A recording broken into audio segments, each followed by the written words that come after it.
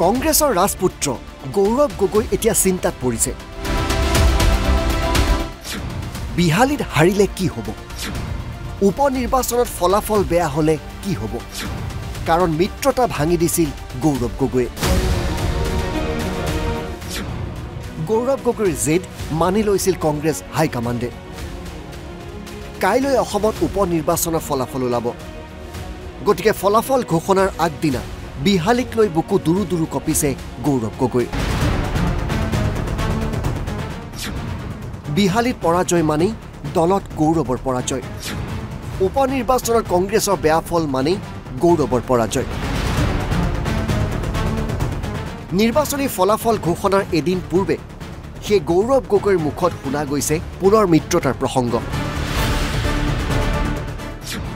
আনকি বিৰোধীক চাহ খাবলৈ আমন্ত্ৰণ জনালে গৌৰৱ গগৈ। গৌৰৱ গগৈৰ মতে লিলি হোটেল ফেইল, এইবাৰ বিহালীৰ ধাবা জিন্দাবাদ। চাহ একাপ মই নিমন্ত্ৰণ জনাইছোঁ।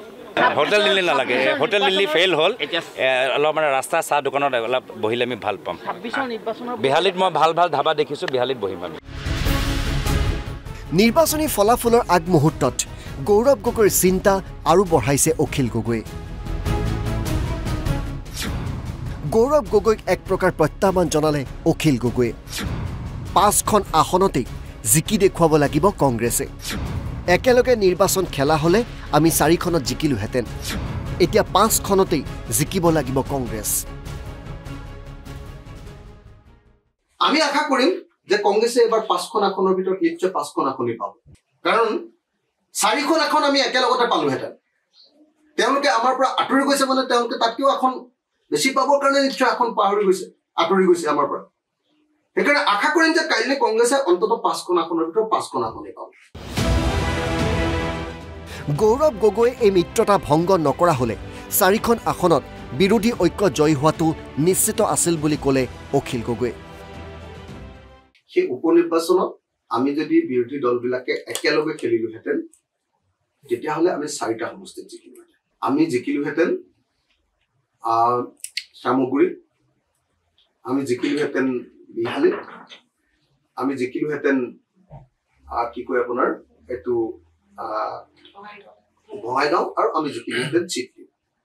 এই 4টাত আমাৰ 100% জিকাৰ সম্ভাৱনা আছে।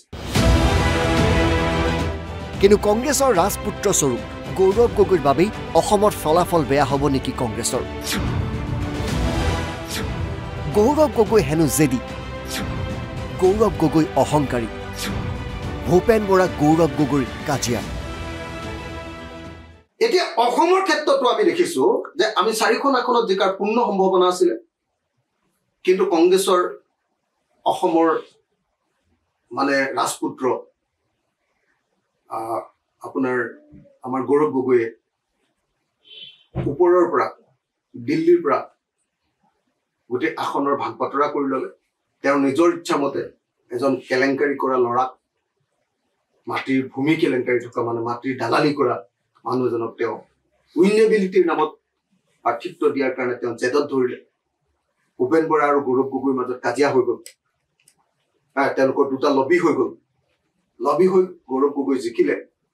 আৰু গৌৰৱ গগৈৰ অহংকাৰ, গৌৰৱ গগৈৰ হেৰিয়াৰ কাৰণে মানে মই মতালি স্বভাৱৰ কাৰণে কি হ'ল, বিহালীত আমাৰ যিজন ঐক্যবদ্ধভাৱে আমি প্ৰাৰ্থী দিব খুজিছিলোঁ তেওঁ দিব নোৱাৰিলোঁ। সেইকাৰণে আমাৰ হেৰিটো ভাগি গ'ল। কংগ্ৰেছে যদি উপনিৰ্বাচনত ভাল ফলাফল দেখুৱাব নোৱাৰে তেন্তে তাৰ বদনাম গাত পাতি ল'ব লাগিব গৌৰৱ গগৈয়ে। কাৰণ মিত্ৰতা ভাঙিছিল গৌৰৱে। এই কথা হয়তো গৌৰৱ গগৈয়ে হৃদয়ংগম কৰিছে। কংগ্ৰেছৰ ফলাফল যদি অসমত বেয়া হয় সমস্ত দুখ জাপি দিয়া হ'ব গৌৰৱ গগৈৰ গাত। গতিকে এতিয়া পুনৰ মিত্ৰতাৰ পোষকতা কৰিছে গৌৰৱ গগৈয়ে। এনে কথা এটা নিৰ্বাচন সময়ত বহুত আমি আলোচনা কৰিলোঁ। নিৰ্বাচন হৈ গ'ল, মই সকলোকে কৈছোঁ আহক আমি সকলোৱে বহোঁ, একাপ চাহ খাওঁ। সকলোকে আমাৰ মিত্ৰসকলক নিৰ্বাচন হৈ গ'ল, প্ৰচাৰ হৈ গ'ল, যাক যি ক'ব লাগে আছিল ক'লে। নিৰ্বাচন হে কালি ৰিজাল্ট ওলাব আহক আমি একেলগে এক কাপ চাহ কি হ'ব আপোনালোকৰ মিত্ৰতা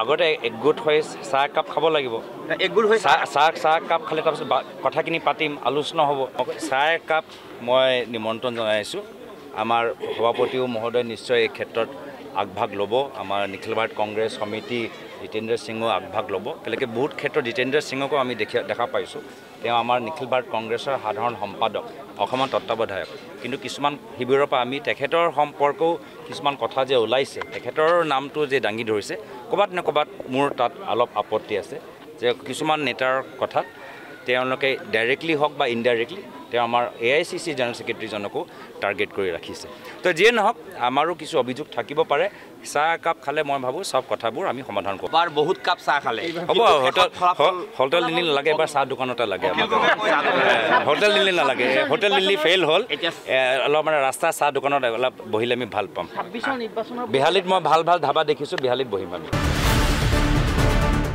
কিন্তু কংগ্ৰেছৰ পুনৰ মিত্ৰতাৰ এই প্ৰস্তাৱক বিশ্বাস কৰিবনে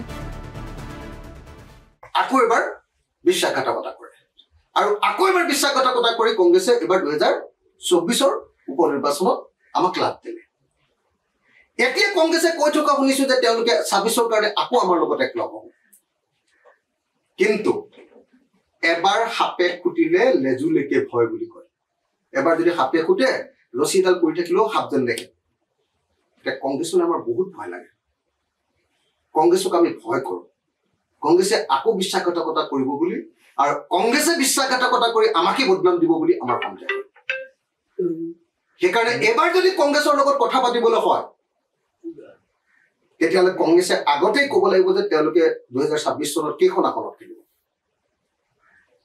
আৰু কোন কোন আসনত খেলিব এইবাৰ নিৰ্বাচনৰ শেষলৈকে তেওঁ ৰৈ নাথাকক কংগ্ৰেছক মানে আগৰ নিচিনাকে বগা কাগজ খালী কাগজ দি দিয়া নহ'ব খালী চেক দি দিয়া নহ'ব এইবাৰ চেকত প্ৰথমতে একদম এমাউণ্ট লিখি কাৰ নামত একাউণ্ট আছে একদম পুৰা লিখি ল'ব লাগিব কংগ্ৰেছক এইবাৰ কোনো পধ্যে খালী চেক দিয়া নহ'ব